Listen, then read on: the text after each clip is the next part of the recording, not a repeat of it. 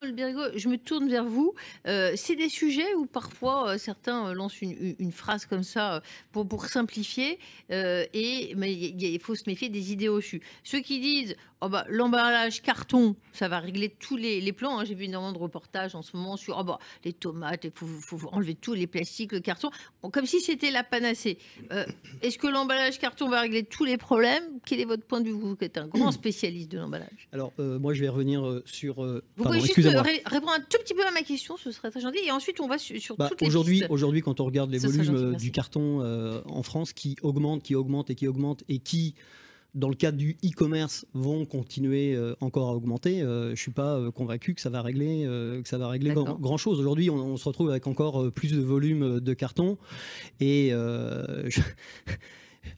si on regarde où partent les cartons pour se faire recycler, enfin ça sort de France, quoi. Donc Ouais, clairement, hein, ouais, donc moi je considère que ça c'est quand même ça a le mérite une vraie d'être question à dit. se poser. Ouais. Je reviens sur AGEC parce que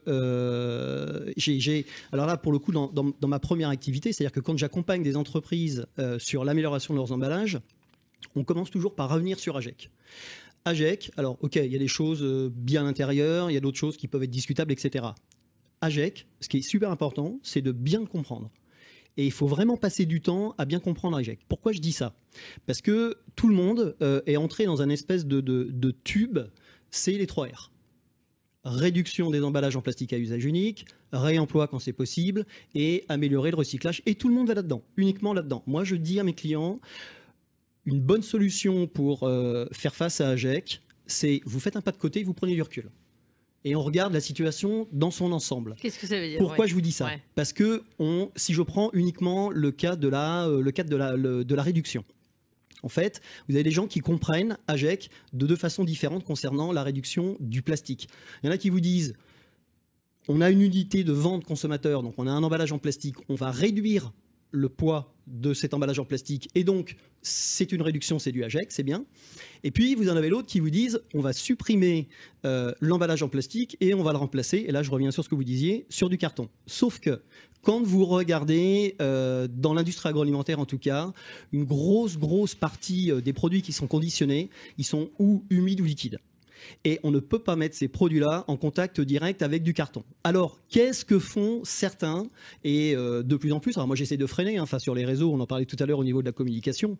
Alors des fois ça pique, hein, moi j'essaye d'y aller toujours avec bienveillance et rester positif en reposant des questions, etc. Mais bon, des fois ça pique. En fait, qu'est-ce qu'on voit? On remplace des emballages en plastique monomatériaux qui ont une filière de recyclage et qui fonctionnent. On les remplace par des emballages, par exemple, mixtes, c'est-à-dire vous avez un kraft ou un carton à l'extérieur et à l'intérieur, forcément, vous avez une pellicule en plastique. Qu'est-ce qui se passe ensuite au niveau du recyclage? Quand ça arrive dans les centres de tri, en fonction du sens dans lequel va arriver l'emballage, un coup il va être reconnu comme du carton, il va aller chez les recycleurs de carton, ça va aller dans un pulpeur, on va réussir à récupérer 80-90% de la pulpe, ce qui est quand même bien, et puis il va vous rester le plastique qui est à l'intérieur, en général c'est un polyéthylène, qui lui, assez souvent, va être enfoui. Alors parfois incinéré, mais le plus souvent c'est enfoui. Si il est détecté de l'autre côté comme étant du plastique, il va arriver chez le recycleur de plastique, mais lui il n'est pas recycleur de carton, donc en fait il va évacuer l'emballage. En fait, quand on fait ce genre de choix, il faut vraiment réfléchir jusqu'au bout, et pour le coup c'est d'éco-conception.